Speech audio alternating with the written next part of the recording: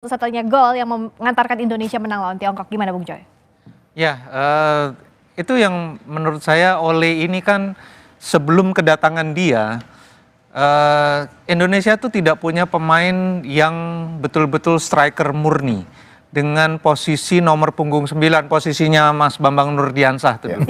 Jadi sebelum ada Ole Romaini, Indonesia hanya punya yang biasa dimainkan itu Rafael Struijk, Ratnar Oratmangun, dan kadang-kadang Ramadan Sananta. Tapi Ramadan Sananta dan Hoki Caraka itu striker murni, tapi memang tidak terlalu perform ketika bersama timnas.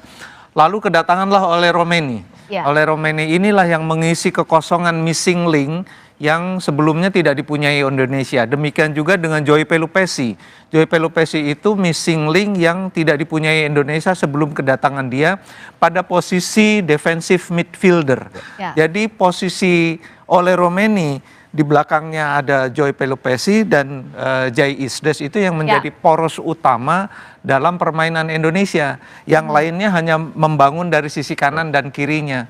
Jadi kalau saya bilang kedatangan Ole terutama bukan saja gol-golnya, tapi situasi dalam tim ini menjadi lebih stabil, lebih bisa di-build up dengan berbagai macam strategi dan cara.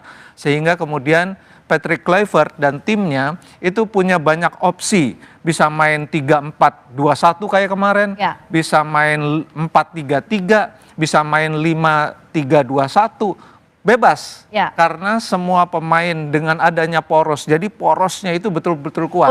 Di situ. Sekarang apalagi dengan tidak ada, katakanlah Martin Pas nggak bisa tampil, poros utamanya itu udah benar-benar solid. Karena ada Emil Audero, Jai Isdes, Joy Pelupesi, dan Ole Romaini. Sehingga yang lain itu di kanan kirinya hanya kemudian menjadi bukan pelengkap, tapi menjadi memperkuat dalam struktur backbone-nya yang sudah sangat bagus. Jadi kalau kita bicara Ole Romaini dalam konteks tim, dia melengkapi link yang belum ada sebelumnya. Jadi menurut saya ini tim yang menurut saya udah sangat matang lah untuk bisa berbicara banyak di putaran keempat. So Ole adalah the missing link. Ole has been completed the puzzle, tapi yang kemarin juga jadi catatan adalah Bung Toel, satu-satunya gol ini dari penalti. Gimana kalau Bung Toel lihat ini? Gol dari penalti nggak masalah. Baru kali ini saya merasa bulat, sangat satisfied lihat penampilan tim nasional. Bulat. Jadi secara hasil, secara kualitas permainan. Apa yang biasanya bikin nggak bulat sih, Bung Toel? Karena kemarin cara bermain, mindset bermain itu berbeda. Punya keberanian, karakter lebih menyerang, main lebih positif. Nggak duduk di belakang, dipukulin sepanjang ronde, lalu hanya mengandalkan itu. Bukan itu sesuatu yang salah. Tetapi potensi pemain kita tadi malah menunjukkan kita punya potensi untuk bermain lebih baik. Secara khusus saya mau kasih apresiasi luar biasa untuk Egy Maulana Fikri, Ricky Kambuaya, Yaakob Sayuri, lalu penggantinya Beckham, Stefano Lillipali, bahkan Ramadan Sananta yang main mungkin hanya 10 menit terakhir atau 15 menit terakhir karena dia masuk menit 88. Buat saya mereka memuaskan, buat saya mereka menunjukkan kualitasnya. Bahwa Ramadan masih ada perbedaan kualitas dengan Ole Romaini, no problem. Tapi poinnya adalah Egy yang selama ini banyak di cadangan, Ricky yang selama ini Kambuaya banyak di cadangan. Mereka punya potensi loh, asal bisa kita gunakan. Asal kita jeli gunakannya untuk main seperti apa. Kalau kita jeli gunakan seperti apa kemarin, timnas kita banyak menyerang lewat kanan. Kalau kita pegang bola, Yaakob langsung naik ya.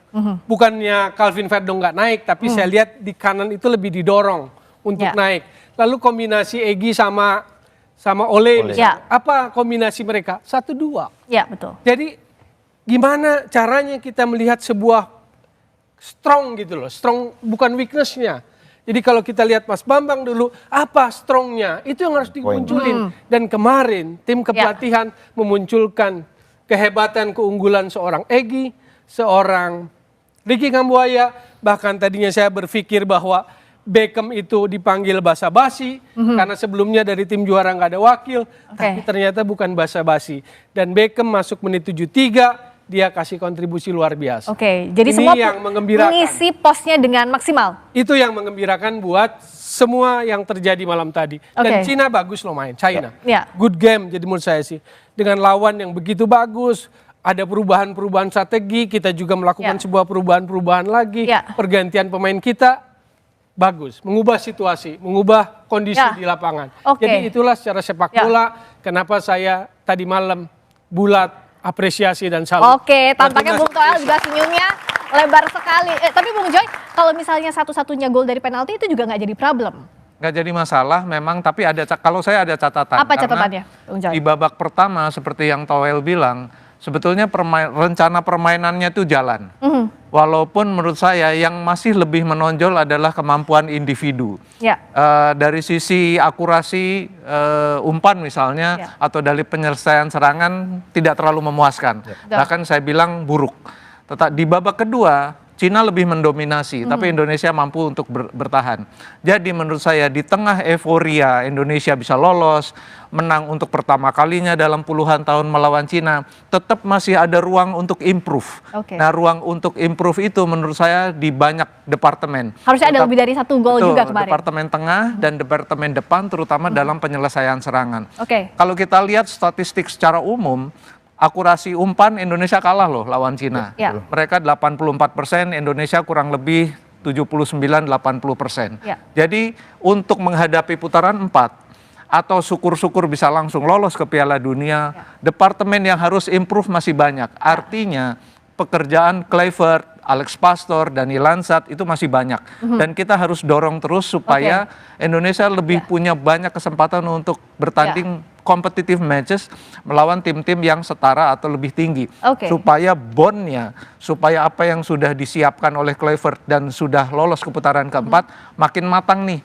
Nanti Oke. waktu bulan Oktober Indonesia tampil di putaran 4. Kalau saya yakin, saya sampai bilang tadi dalam satu wawancara, FIFA udah harus download Indonesia Raya. Wih, itu ya. Harus siap-siap download Indonesia Raya buat nanti diputarkan di Piala Dunia. Jangan sampai ketukar sama lagu lain. Jangan Nah, sampai. Nanti bisa jadi bahaya. Oke, nah kalau misalnya dari Coach Bambang, tadi kan ada perbaikan di lini depan, tengah dan juga